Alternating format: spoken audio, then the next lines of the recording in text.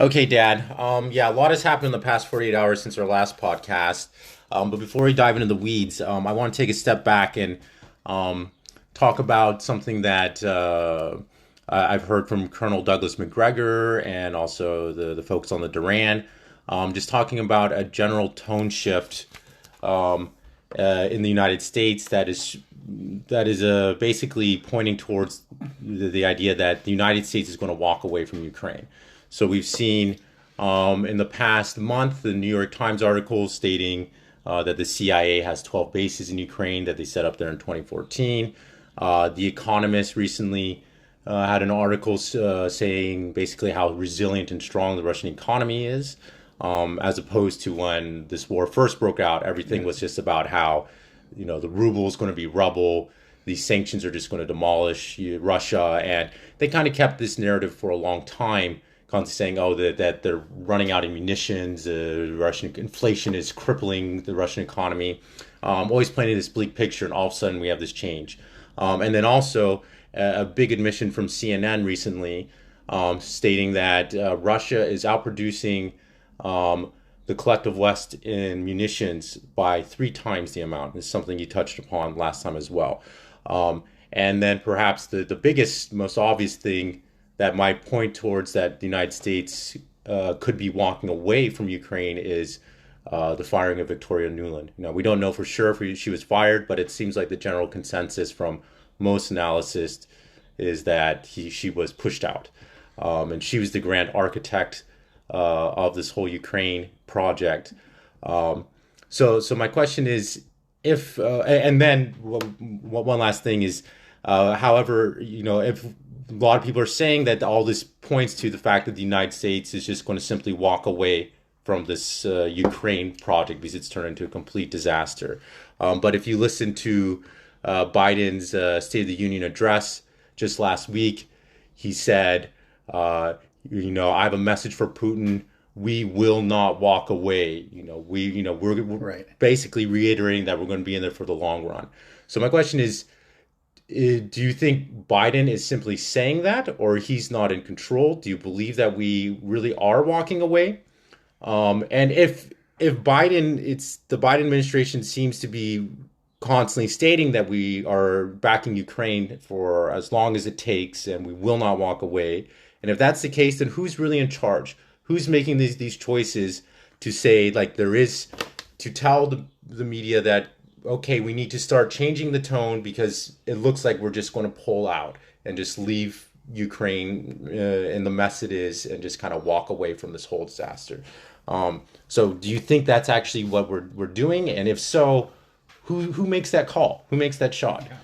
Well, I think it's too early to say. I mean, there are some very, let's say, some very suggestive, we can say signs, that which you listed. I think the most important of which, the most substantial of which, is Victoria Nuland's resignation, because she indeed has, midwifed, you could say, this Ukraine debacle.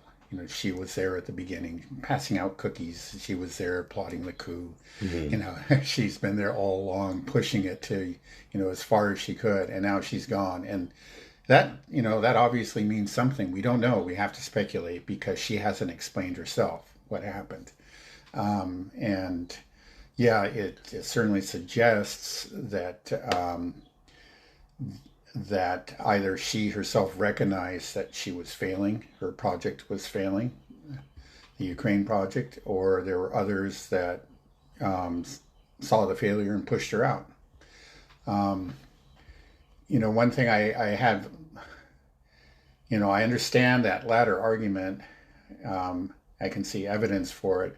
They say, well, who were the powerful people that pushed her out? Because her boss, Anthony Blinken, And Joe and Biden. Joe Biden are both seem to be very much, in of the same mind as she is.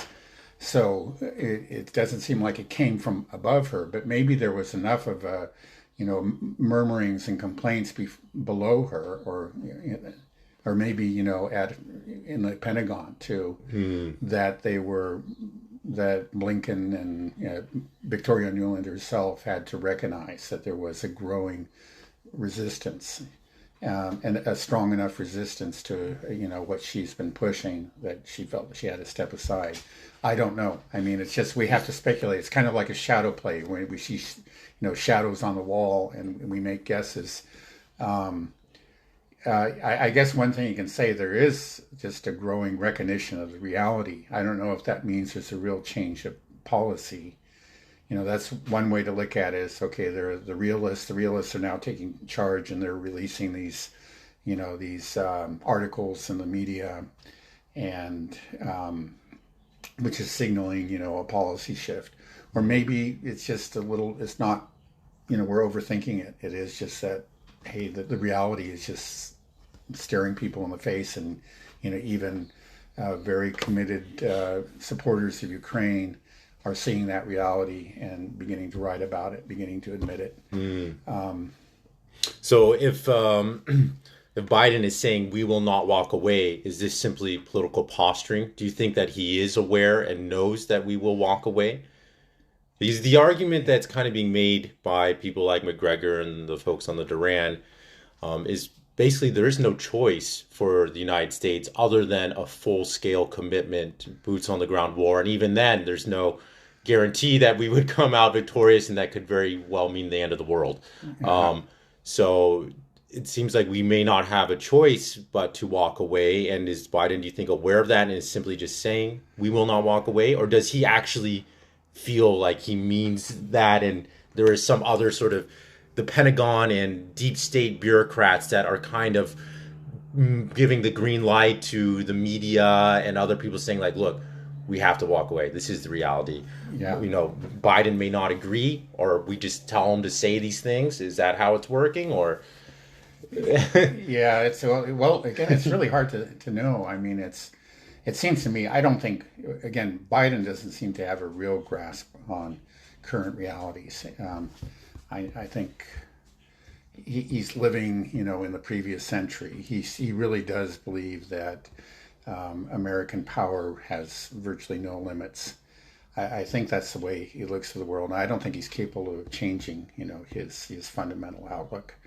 But there are a lot of people around him that have a, maybe not really a firm grasp on reality, but have, some awareness, that there are limits, and they may be trying to fence him in a bit. I don't think we're going to walk away. I mean, this is, it may be that support for Ukraine is softening. The war in the Middle East and a potential war in China are drawing some resources and attention from it, but it is it's something that we can't easily walk away from. We really have staked our reputations on, and many political leaders in the West have said that this is an existential struggle. The future of NATO depends on it. The future of the West depends on it. And it's really hard to walk back those kind of comments. And I think that kind of belief, which is sincerely held. But the reality is that Russia's winning the war. I don't think they're going to walk away, but neither do I think they're going to take the drastic, reckless step of intervening directly. I think there's enough realism in the Western camp to prevent that. But they may just continue arming, Ukraine until half of Ukraine is gone, and finally, Russia simply stops and it takes the territories that it feels it needs to take, and that's how it'll end. It'll be messy, and it'll be a lot of Ukrainians will have died, and there won't be much of Ukraine left. But these people just don't seem to be able to actually negotiate and realistically and effectively extricate themselves from Ukraine. I think they're just going to. So you think that this will continue quite a bit longer, and the U.S. will continue to support? Maybe the support will dwindle, but we will still be giving munitions and try to keep them fighting. Right. Are we going to try to keep them fighting just until the election is over? Well, is that that's the plan? probably that may be. Certainly, I think until then, there is a chance, right after the election, that The pressure won't be on Biden to, maybe to look tough or whatever he's trying to do, or to avoid a debacle. He can just, he might be able to listen to some of those other voices and pull the plug on Iran, not on Iran, sorry, but on Ukraine. That's certainly possible. It's more probable after the election than before. But I still have the sense, that people like, well, Biden may not be there, of course, starting next year. And then, Well, to me, it almost seems that even if we do continue to supply weapons to Ukraine, like we won't be able to supply weapons in the capacity that we did in the first 2 years. Right. That seems to be clear. Right. I mean, especially Right. now that we have, what's happening in the Middle East, the U.S. is concerned. It seems like we're gearing up for something in Asia. One thing that was noted is that when the Russians, they're producing 3 times the amount of munitions. But the good thing for the Russians is that all those munitions can be used for this Ukraine war. They don't have any other foreign conflicts that they're involved in. Where the Right. United States, we're involved all over the place, and we're very antagonistic, and we're wanting to stockpile weapons, in Asia, in the Middle East, all over the place. But we're drawing down these stockpiles. We cannot give Ukraine what it needs. Right. And also it's becoming more and more evident because the Ukraine basically has no more air defense to speak of. I think when in just 1 week, Russia took out, I think, a couple S-300s and 3 Patriot missile systems. I think that was 15% of Ukraine's air defense. So the Russians are systematically hunting down any U.S. Western weapon systems. They seem to be focusing after them specifically, giving the message to NATO and the West. Look, you keep on sending over weapons, your weapons, we'll blow them up, and we'll blow them up fast. Right. So if you're, the United States, if you're a general in the Pentagon, some military analysts, you'd be like, this can't go on. We're just throwing things down, our weaponry, our money down the drain when we're worried about, arming Israel, or potentially a greater conflict against Iran, or China with the China-Taiwan tensions. So, they may want to continue the war till the election, but to me, it doesn't even seem possible at this point, right? If we send them more weapons, what? You may be right, because the first thing is it's not simply a matter of commitment. Sometimes we talk like it is, but you can have all the commitment in the world, but if you don't have the resources, there's nothing you can do. And, as you point out, the stockpiles have been drawn down. They've been severely depleted, and the Western production capacity is very limited. So, even if Victoria Nuland is back at the helm, again, what are they going to do? I mean, I guess there's a chance for, maybe sending more long-range missiles that might strike Moscow or something like that. It's nothing that's going to win the war for Ukraine, but that could potentially, provoke a wider conflict. Do you think there's an actual possibility of this? Well, maybe that's why she's gone. Is that there is enough realism. There seems to be a real, I don't know, because the thing is, like, we've heard this all along. We've heard about these red lines at the beginning.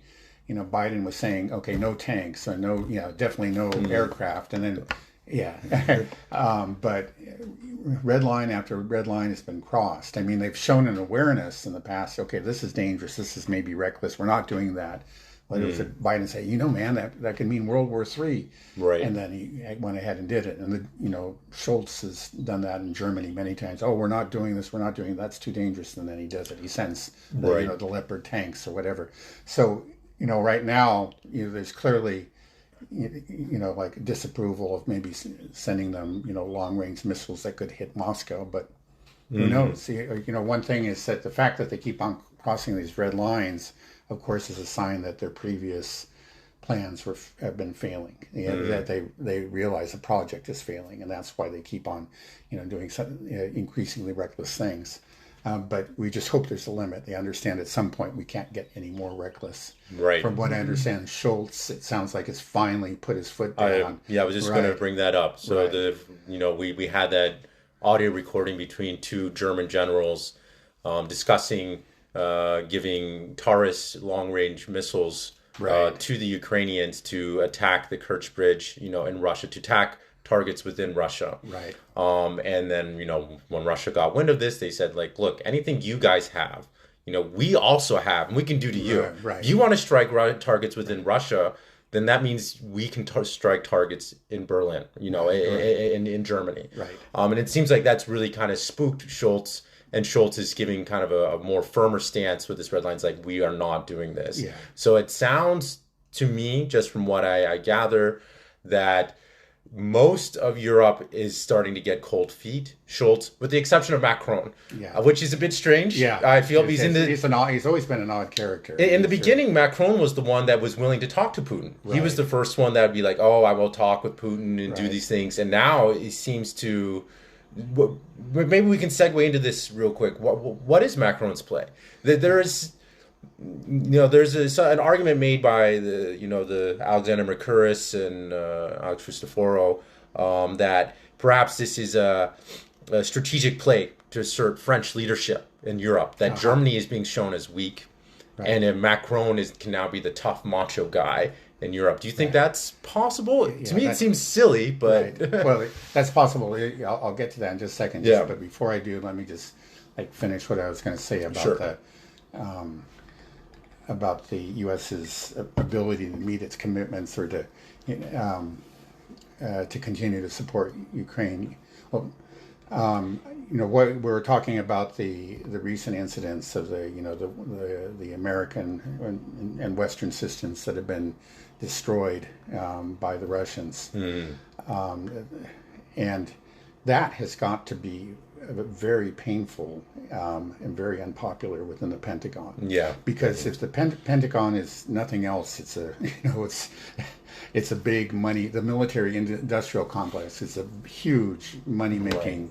It's going to have a huge blow to sales. If yeah, this exactly. Don't Well, hold it is. up. No, that is. I mean, like every Patriot system that's destroyed, or every Abrams tank that is destroyed, is probably means a loss of $1 billion or billions of dollars in potential sales. And I don't think that's an exaggeration. And I think it would be foolish not to think that a lot of these people are looking at in the Pentagon and the military industrial complex, they're looking at the bottom line. And whenever they see these, this new footage comes out of an Abrams or a Patriot, they say, "Oh, damn!" That's and that's got to, I think, quite seriously make a lot of them think twice about sending F-16s and or other weapon systems. Right. It's it's sort of that's been a huge part of the American export economy. Weapons and this war is maybe in the short term it's helped out the MIC, but in the long term it may hurt it. It's like a sort of just sort a global arms convention. All the potential arms buyers are watching this war closely, and they're drawing their conclusions. Right, that's true. Whenever there's a big arms expo, the United States is the rock star, comes in, and they have all their fancy new toys that are overpriced, and every country in the world wants to buy them and arm, because the U.S. military is number one. That's not been in contention. Nobody wants to buy, what Chinese weapons or even Russian weapons at the rate they would want to buy U.S. weapons. But now it seems like Russia has shown hey, these are just fancy toys, but that are very expensive.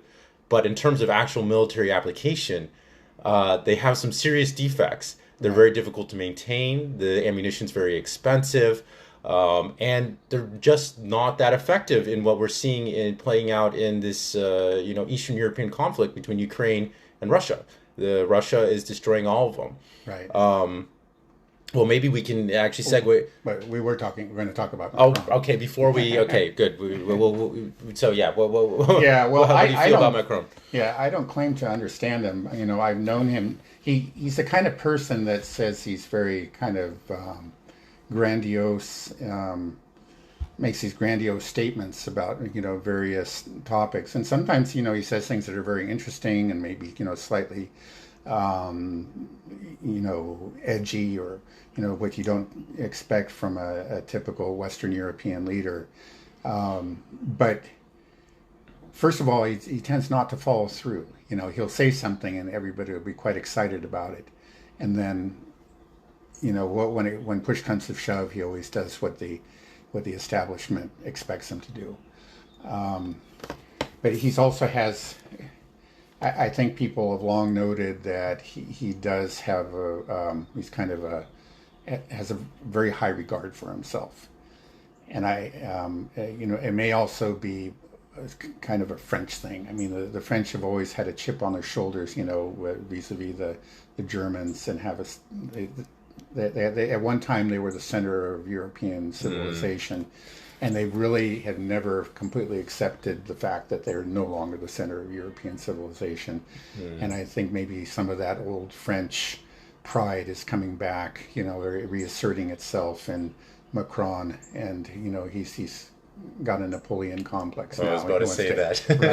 Right. So, right. But the fact is, he doesn't have an army. It's just so silly. He can talk about all he wants, but people are going to whisper in his ears, like, Macron, we don't have anything. Colonel Douglas Macgregor said something that I thought was kind of funny and interesting. He has a good friend that's quite high up in the French military, and he says over and over to Macgregor that the only thing that the French army is good for is going on safari in northern Africa.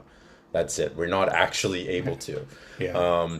And I guess this is also kind of just exposing just the weakness of just NATO in general. This is the U.S. and NATO just kind of sends, their armies are so small, their military capacity is very small. I heard that the British military right now is the smallest it's ever been since 1714.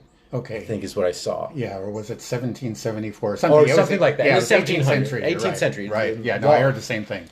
Right. Yeah, extraordinary. Yeah, absolutely extraordinary. Right. So, it seems like these leaders, they have to know, or they're just simply delusional. If they don't, they're not. Well, it's also a good point. They're right. The British, the British military is in shambles. And they basically gave up, almost everything they had to Ukraine. They don't have anything left.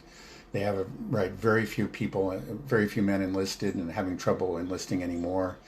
So you'd think, yet at the same time, they're behaving very aggressively. They're one of the most enthusiastic supporters of Ukraine, and one of the most hostile Western European nations. They have nothing to back it up. Yeah, versus Russia.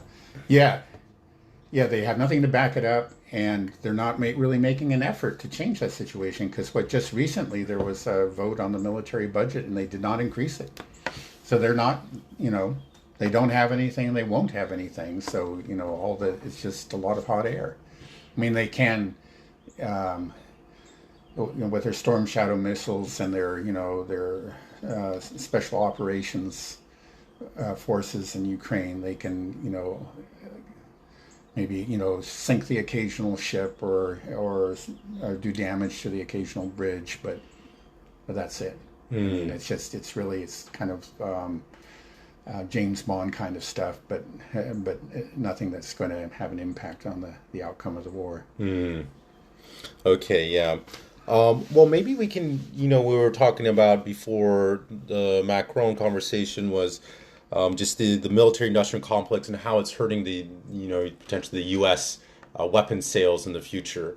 And one thing that, I've been kind of surprised at is hearing things, for example, that how inadequate our weapon systems are, the Western weapon systems are.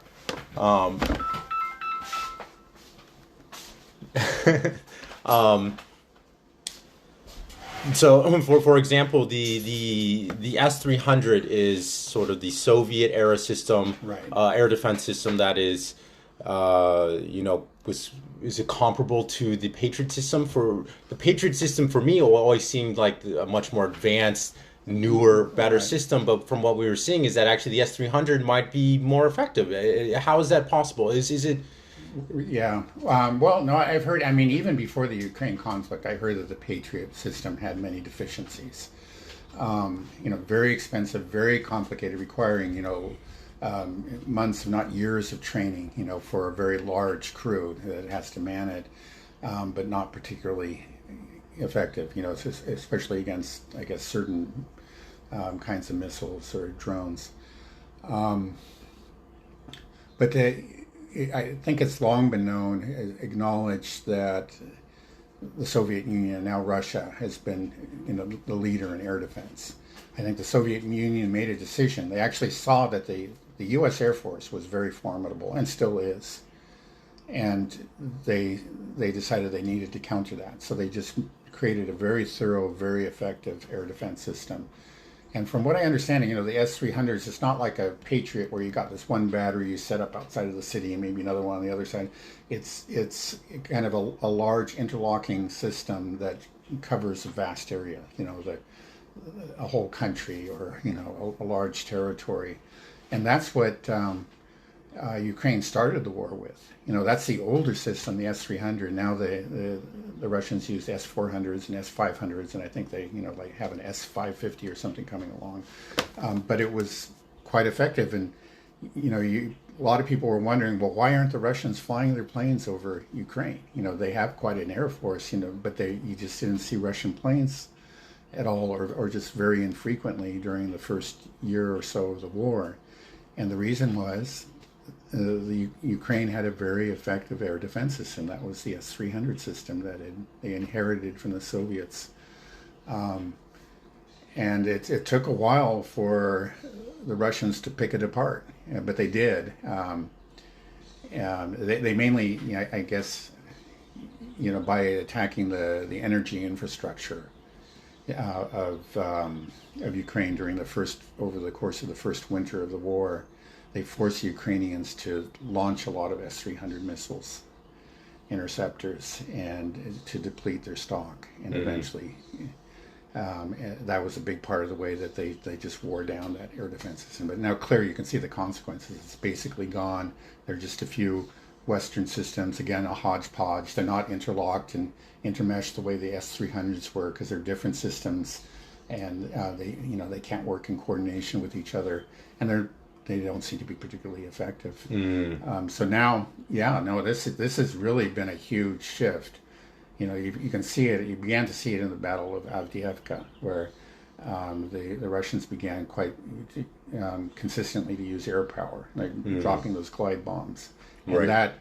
They had this big advantage in artillery before, but artillery is insufficient when it comes to really heavily fortified positions. But these glide bombs are so powerful that they can destroy, very heavy fortifications.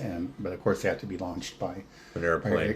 By airplanes. But now they can do it, and they can get closer and closer, and with greater precision, and can drop, direct them farther and farther, within Ukrainian territory. Right. And that's really changing the war. I think that's a big part of the shift. Where we see the balance. Going very much in the favor of Russia now. Yeah, much more rapidly. Right. Yeah. When this war first broke out, I heard some comments from like the Pentagon and some politicians saying like, oh, this is great for U.S. Weapons manufacturing. No American soldiers are dying. We're getting wealthier, and it's also, they called it, I think, was like a military laboratory, basically, that this is a way we can test out and improve all of our weapons. Well, 2 years on, what I'm seeing is that we haven't really adapted or evolved at all. But we've seen Russia adapt and evolve very quickly. So this military laboratory experiment is a success for Russia, but I think it's a resounding failure for the United States. I mean, for example, we think drone warfare has been a huge part of this war. Russia seems to have really developed their ability to jam these drones, to actually hijack the drones, land them, so these drones are rendered ineffective. We've seen them able to, for example, modify their old conventional bombs into glide bombs, like you just mentioned, so they can deliver these 3,000, 4,000 pound payloads that can just destroy fortifications. Whereas the United States, I haven't seen us make any military technological innovations. And I feel like if there was one, it would be touted, on media nonstop. We'd say, look at all, these great things or great weapon systems. But it seems like every single weapon system we've sent, it just gets blown up. It does very little. And the US and Russia is figuring out how to adapt their weapon systems to counter everything that we have. Is that a fair assessment? I think all in all, I mean, some of these certainly these weapons have helped Ukraine. I think, for example, when the HIMARS was first introduced, it did give a real boost to the Ukrainian side, but it didn't take long for the Russians to figure out ways to counter them, to neutralize them. Still the occasional HIMARS gets through and does damage or kills civilians, but there's, you just don't hear about them nearly as much, except when a HIMARS launcher gets blown up. Things have really changed. I say it seems like there's, I guess the difference clearly is that this truly is an existential struggle for Russia. So, everyone is motivated to win this war. Everyone from the factory, manager, to the soldier on the front line. But for the U.S., it isn't. And plus, we have, there's a real complacency. We have this narrative, of course, that, we are number one, and that, that Russia is primitive and using human wave tactics, et cetera, et cetera, et cetera. That's still occasionally, we're starting to see the realism that we've talked about, a growing awareness that no, okay, the Russians are formidable, but that complacent narrative is still very much in place, and it's repeated by politicians, people that should be allocating funds for military research. It still seems to be the prevailing view among the leaders of the Pentagon. And if you're complacent, you're sure you're number one, you don't need to change, right? So that seems to be the attitude. Right. There may be, I think, on the edges, occasionally, I'll read an article about some efforts within the MIC to make changes, to make adjustments based on what they're seeing in Ukraine, but it just seems to be on the edges, and there isn't a real push. There is no sense of real urgency. Right. There's still this complacency that I think this complacency that's kind of is actually very deliberately nurtured and protected. We don't want people to realize that we're not number one. It's just sort of, if you're a politician or whatever, that's like you. Yeah. That's what they think. That's being a patriotic American. It's just declaring you're number one. And right. Well, I maybe part of the problem is that we politicians, especially in America, feel like if you just throw enough money at the problem, then that solves the problem, makes you number one. Because we spend by far the most money on our military, then they think that equates to the most powerful military. Right. Yeah, no, that's very true. I mean, we do spend like close to $1 trillion on the military. Do you know what Russia spends? Well, I know it's a lot less. I was looking this up. Their GDP is only 1.7 or 1.8 trillion dollars. Right. As we spend almost $1 trillion on our defense budget alone. So almost the whole GDP. Yeah, right. Theirs is. I know that it was. It's much less than what we spend. Before the war began, they were spending 3% of their GDP, which again is just a small fraction. You said it was 1.7? Yeah, 1.7 or 1.8 trillion. Okay. Ours is, the U.S. GDP is 23 trillion. Okay. So 3% would be, quick math, 6 billion or something, 5.7 billion, something like that. Is that right? No, wait, I don't. Okay. Yeah. Don't quote me on doing percentages with trillions of dollars. Yeah. Okay, but you can see that it's a very small fraction. So it's just much less than what we're spending.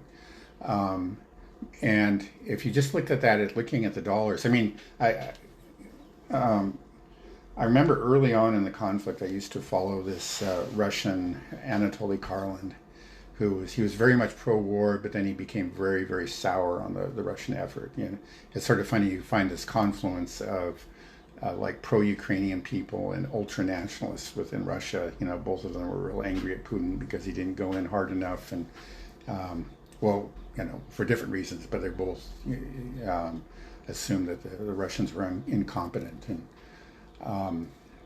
but anyway, he made this point, which seemed like a very good point at the time. You know, back early in the conflict, that that the if you look at the economy, the total economic output of the Western countries versus Russia, you know, the total economic output of those Western countries dwarfs what Russia is able to produce. You know, at least according to nominal GDP, it ends up being like 23 to 1, or you know, something on that order. And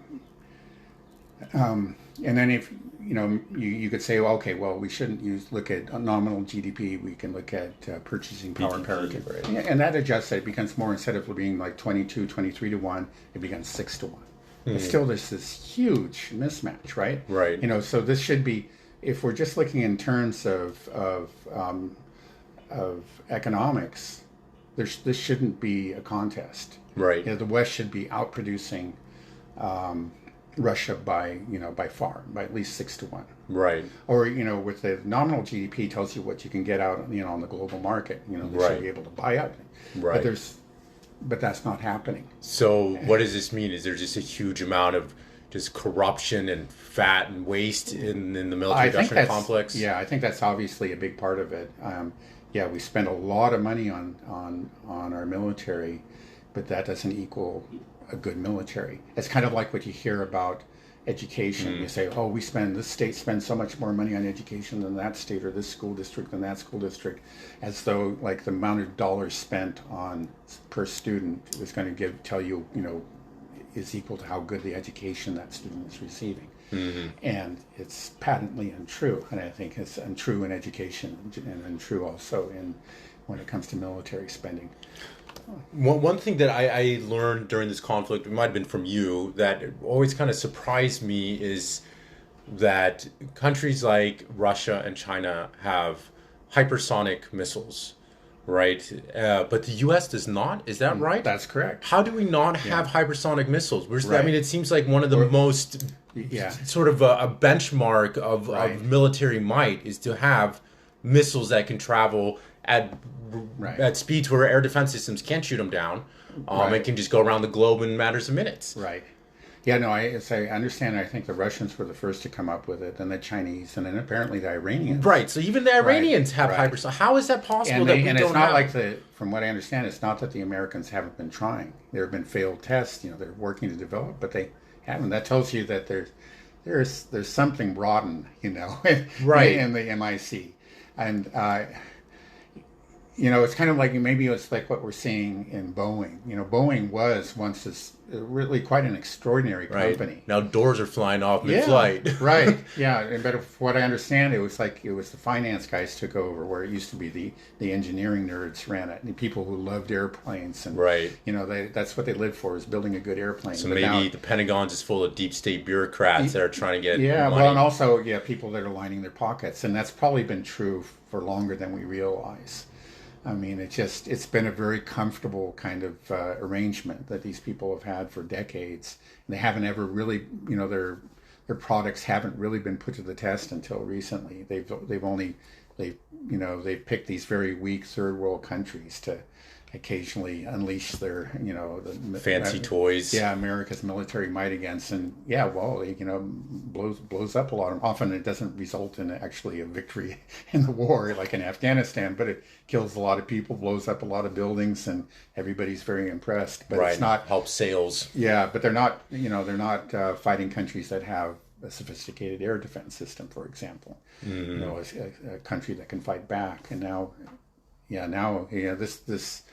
I think it's just something, you know, like an old athlete that's grown fat and lazy and hasn't, you know, fought a real competitor for many decades, and now we're realizing on what bad shape he's in.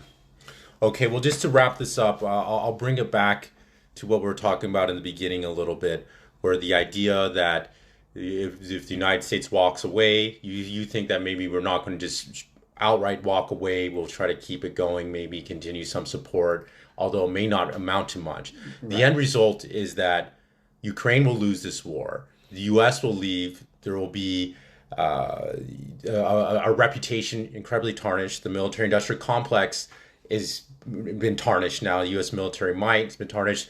So what does this mean for the future of Europe and the United States? Because if we leave, essentially, we left this mess on Europe.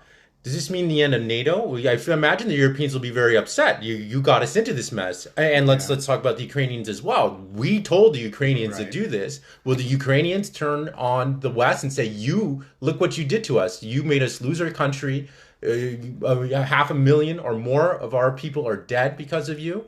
You know, people have been fled our country where we have a third of the population we used to have. We lost half our territory." I would be very upset as a Ukrainian towards the West. Yeah. Well, you would think they would be more Ukrainians would be upset already. I'm sure quite a few already are starting to think along those lines. You know, even those Ukrainians that had identified as Ukrainian and not as Russian ethnics. But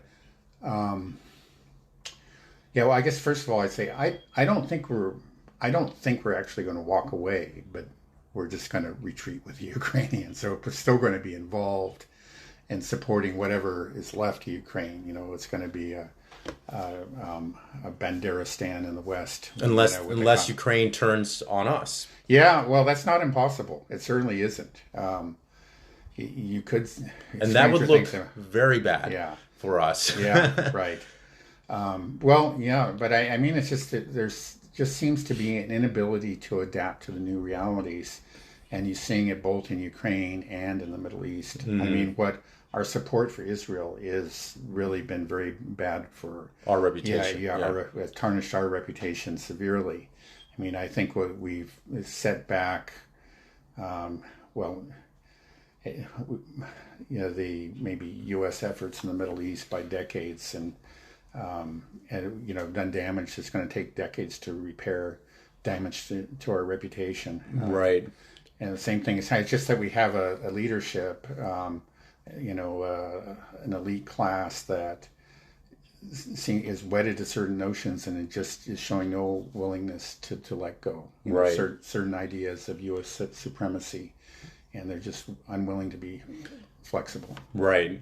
Yeah. Well, what I guess the question I have is, who after this war is over, who, if anybody in the world, will be really following the U.S., looking at the United States as a leader? Because already we're seeing the global South is what we refer to it. Basically, everybody except the collective West, Western Europe, Japan, Korea, and then Western Europe, Canada, Australia. Anyways, those are the only countries that really kind of follow the U.S. lead. But after this what's happening in Ukraine, I don't know if they will anymore. Will we just be in a whole different multipolar world? Yeah. Because the United States has always been sort of championing the idea of human rights and democracy, and then you see how we support Israel and what's happening in Gaza, and then you look at it, compare it to the Russia-Ukraine conflict. The rest of the world is looking at it and saying, like, the U.S., like I said, our reputation is ruined. It's like we don't respect what you're doing here. The U.S. is in the wrong in many of these in these conflicts. And then when the Ukraine war ends, and we've left this mess in Europe, and NATO has proven that it's really not a fighting force. Will there be anybody who will follow the U.S.? Will we be a leader? Do you think that will be? How does this? What do you know what I'm trying to get here? What does this play out in? Like, right, are we just some wounded animal that pretends? Like, will we have the Napoleonic complex? Like, France, tries to think of its former glory, and great UK thinks of its former glory, and we'll be like that too. Well, it seems to be kind of where we are now. I mean, you really, you really hear very few voices of, of sanity, within Congress or in the administration, of people saying, it's time to admit that, we are no longer the exceptional nation. You're just, it seems to be part of it's just sort of a mantra of being a patriotic American, and nobody wants to be the one who admits that it's not true. At some point, obviously, that's going to have to happen, and how it happens, I really don't know. But it seems like we're getting closer and very close, right, to that day. I just had that thought, this morning. I was thinking, maybe after this is over, we think about, the U.S. likes to use the term, what do they say, not the collective West, but like the international community. Yeah. And when you look at the international community, what they mean is Australia, Japan, South Korea, right. Western Europe, U.S., Canada.